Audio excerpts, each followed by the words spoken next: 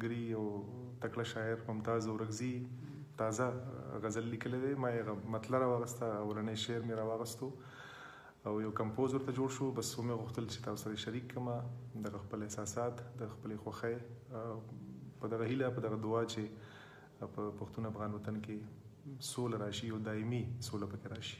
مننه.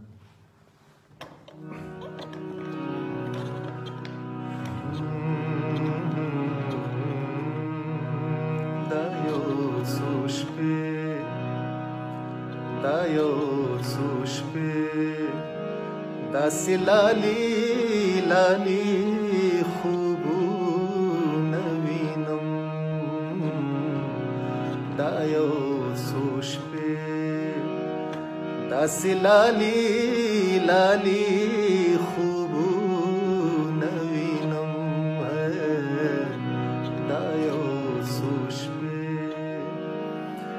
هر کمر بل کې د مرمۍ په ځای ګلونه وینم. هر کمر بل کې د مرمۍ په ځای ګلونه وینم. دا یو څو شپې داسې لالي لالي خوبونه وینم. دا یو څو شپې داسې لالي لالي خوبونه وینم.